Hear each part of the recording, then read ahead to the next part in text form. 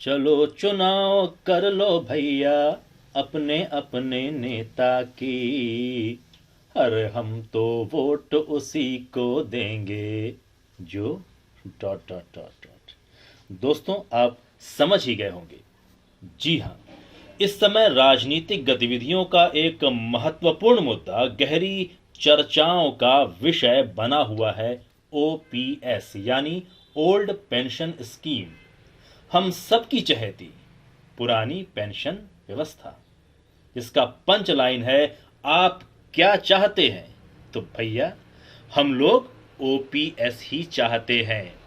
पिछले कई दिनों से यह मांग उठ रही है और जैसे ही राजस्थान की गहलोत सरकार ने अपने कर्मचारियों के हित में ओल्ड पेंशन यानी पुरानी पेंशन स्कीम लागू करने की घोषणा की कि सबके चेहरे पर खुशी खिल उठी और उम्मीद जाग उठी कि छत्तीसगढ़ में भी सरकार अपने कर्मचारियों के हित में, अपने कर्मचारियों की सबसे बड़ी और सबसे महत्वपूर्ण मांग को मानकर उसे इसी बजट सत्र में ओपीएस का शानदार तोहफा देगी। सरकार का यह कदम किसी एक व्यक्ति के लिए नहीं, बल्कि उसके पूरे परिवार के लिए अनमोल उपहार होगा। यह मानवाधिकार और नैतिक मूल्यों की प्रतिष्ठा का भी सवाल बन चुका है। समाज को जिसने ताउम्र कुछ दिया, सरकार की योजनाओं और जरूरतों को पूरा करने में अपना खून पसीना एक कर दिया, जब वो वृद्ध हो जाए तो समाज और सरकार दोनों का फर्ज है कि उसके बुढ़ापे की लाठी बन सके। ओल्ड पेंशन स्कीम बुढ़ापे की लाठी ही है। किसी बुजुर्ग को बेसहारा होने से सुरक्षा प्रदान करती है स्कीम, बंद क्यों हो गई, इस पर फिर कभी चर्चा होगी। किंतु क्या इसे पुनः शुरू किया जाए, यह एक अहम सवाल बना हुआ है। तो आइए, लगभग 3 लाख कर्मचारियों और उनके परिवार से सीधे जुड़े इस मुद्दे को जितना हमने समझा है उस पर बात करें। सरकारी नौकरी प्रायः एक बड़ी युवा आबादी का सपना होता है। हम आम लोग सरकारी और प्राइवेट नौकरी में यही अंतर समझते हैं कि सरकारी नौकरी में एक सुरक्षा बोध होता है, किंतु प्राइवेट में नहीं। यह सुरक्षा है कि यदि हमने अपने जीवन के अमूल्य क्षण शासन की सेवा में लगाए, लोक प्रशासन के माध्यम से जन कल्याणार्थ कार्यों के संपादन में स्वयं अथक अनवरत प्रयास किया, तो जब शरीर बुढ़ापे की असक्तता महसूस करने लगे, उस समय सरकार हमारे मानसिक, शारीरिक व आत्मसम्मान की रक्षार्थ पेंशन प्रदान करे। किंतु नवंबर सन 2004 को केंद्र सरकार ने घोषणा की, ओपीएस बंद और एनपीएस लागू। यहां ओपीएस यानी ओल्ड पेंशन स्कीम और एनपीएस यानी न्यू पेंशन स्कीम। तब हड़कंप सा मच गया। और आपको बता दें कि ये व्यवस्था सरकारी कर्मचारियों के साथ साथ प्राइवेट कर्मचारियों को भी प्रभावित करने लगी। शुरू में ऐसा लगा कि ओपीएस ज्यादा अच्छी व्यवस्था नहीं थी, एनपीएस ज्यादा अच्छी है, लेकिन धीरे धीरे एहसास होने लगा कि नहीं, हमें हमारी ओल्ड पेंशन स्कीम ही चाहिए। एक अध्ययन विश्लेषण यह भी बताता है कि इससे कर्मचारियों के अलावा सरकार को भी आर्थिक लाभ है। ओल्ड पेंशन स्कीम लागू करने से सरकार के लगभग 300 करोड़ रुपए बचेंगे, जिस राशि को सरकार जन कल्याण के कार्य में लगा सकेगी। इससे आम आदमी को भी फायदा होगा। तो जिससे कर्मचारी को, सरकार को और आम आदमी को फायदा है, लाभ पहुंच रहा है, तो वो लागू तो होनी ही चाहिए। दोस्तों, आइए थोड़ी सी बात दोनों के बीच के अंतर को समझने की करते हैं। ओल्ड पेंशन स्कीम क्या है, न्यू पेंशन स्कीम क्या है। तो आप जानते होंगे कि जो भी वेतन आपको मिलता है, उसमें से कुछ पैसा सरकार काट कर एक खाते में जमा करती है। महीना भर आपकी मेहनत का प्रतिफल आपको सैलरी के रूप में इन कटे हुए पैसे के बाद बाकी की रकम के रूप में मिलती है। कुछ कुछ इसे आप अपने बचपन की गुल्लक की भांति समझ सकते हैं। इस सेविंग को पीएफ यानी प्रोविडेंट फंड कहा जाता है। इसमें कटे पैसे आपके ही होते हैं, किंतु किसी स्कीम में एक निश्चित धनराशि आपको मिलती है और ताउम्र गुजर बसर के लिए कुछ पैसे मिलते रहते हैं। जबकि किसी स्कीम में आप पूरी तरह अनभिज्ञ रहते हैं कि एक लंबी अवधि के बाद आपको क्या मिलेगा, और ताउम्र हर माह कुछ न कुछ मिलने की तो कोई उम्मीद ही नहीं रहती। बहरहाल पीएफ सरकारी और प्राइवेट हर संस्था को देना अनिवार्य है यदि उसमें कार्य करने वाले एम्प्लॉयों की संख्या 20 से ज्यादा हो। सरकारी और प्राइवेट कर्मचारियों का यही पीएफ ईपीएफ यानी एम्प्लॉय प्रोविडेंट फंड कहलाता है, जबकि आम आदमी का इस तरह की धनराशि किसी बैंक अथवा पोस्ट ऑफिस में जमा करना पीपीएफ यानी पब्लिक प्रोविडेंट फंड कहलाता है। ईपीएफ सन 1952 से शुरू हुआ और पीपीएफ सन 1968 से शुरू हुआ। इस अकाउंट में सामान्यतः 12% काटकर जमा कर लिया जाता है। कर्मचारी कम से कम 5 साल बाद ही इस जमा धनराशि का उपयोग कर सकता है, और वो भी पार्शियल यानी एक अंश ही इसका विड्रॉ कर सकते हैं। दोस्तों, दोनों ही स्कीम का उद्देश्य कर्मचारी की निष्ठापूर्वक की गई सेवाओं के बदले उन्हें उनके कार्योपरांत एक बड़ी रकम प्रदान करना है, ताकि जीवन में आने वाली समस्याओं को वो सॉल्व कर सकने में सक्षम हो, अपने आप को असहाय महसूस न करे। किंतु किस प्रक्रिया से अपने कर्मचारी मित्र लाभान्वित हो सकेंगे, यह चर्चा का एक अहम मुद्दा है। दरअसल एनपीएस यानी न्यू पेंशन स्कीम नवंबर सन 2004 के समय से युवाओं को एनपीएस सिस्टम के तहत सर्विस करनी पड़ रही है।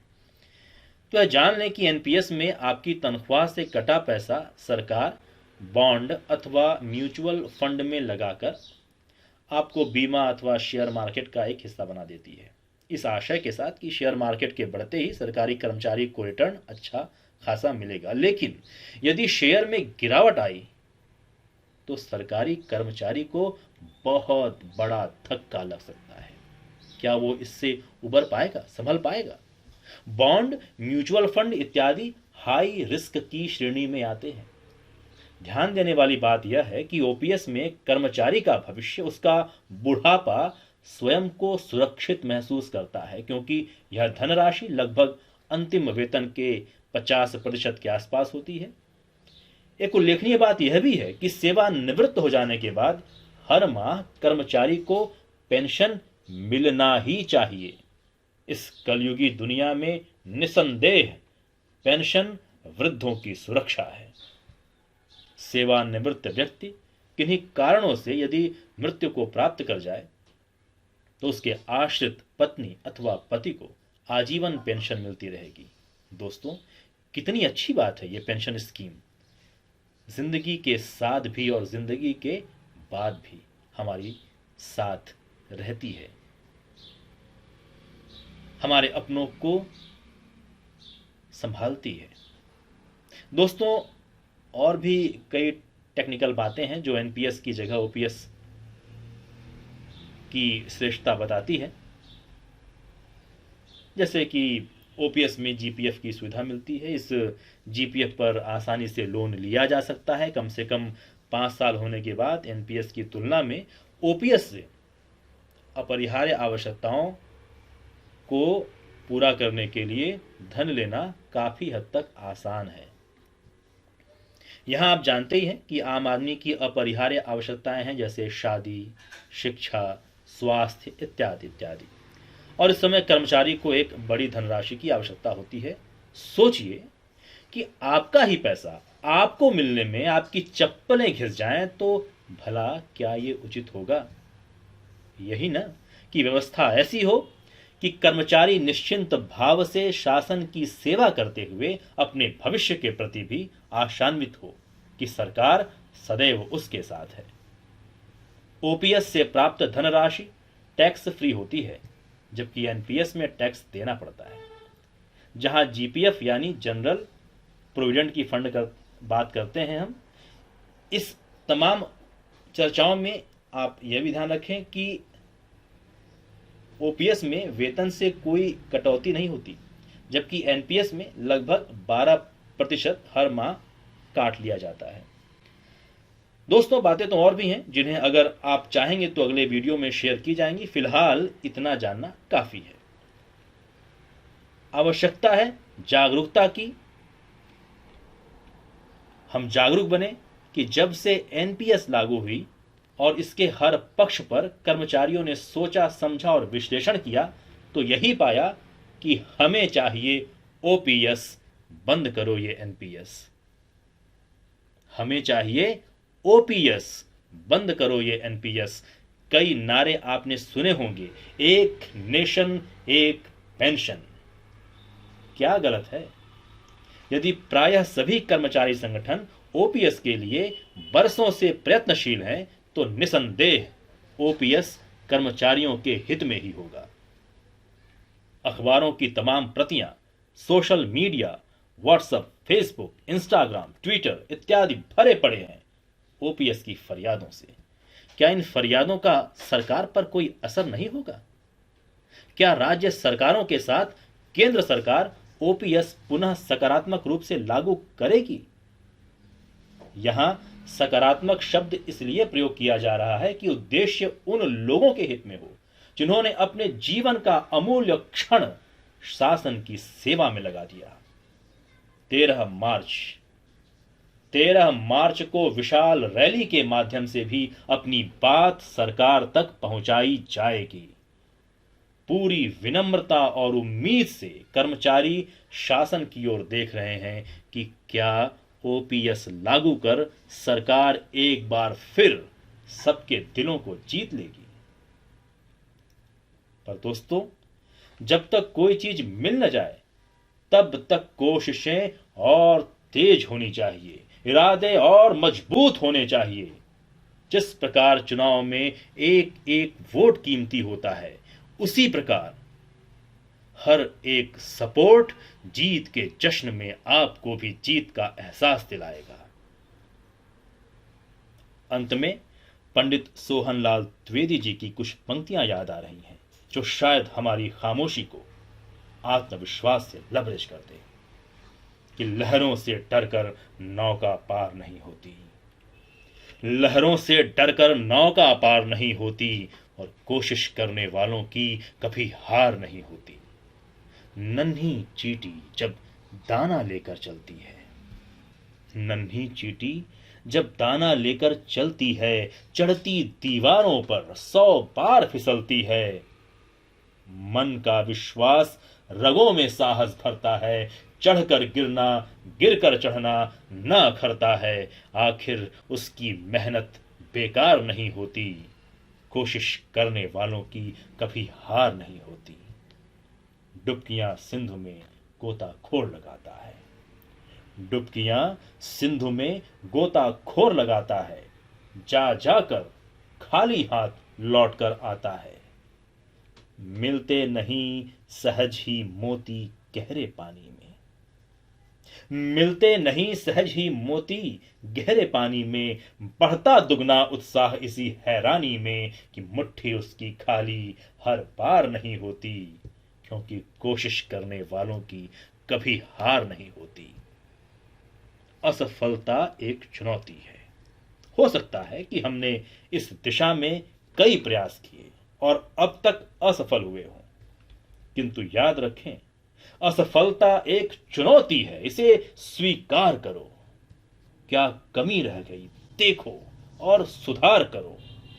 जब तक न सफल हो, जब तक न सफल हो, नींद चैन को त्यागो तुम, संघर्षों का मैदान छोड़कर मत भागो तुम।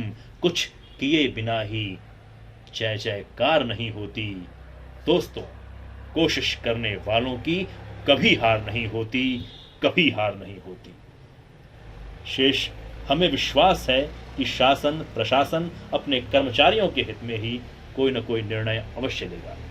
हम सदैव शासन के साथ हैं। पर याद रखें, कौन न होगा टस से मस, किसे चाहिए ओपीएस। जय मां भारती, जय छत्रपति।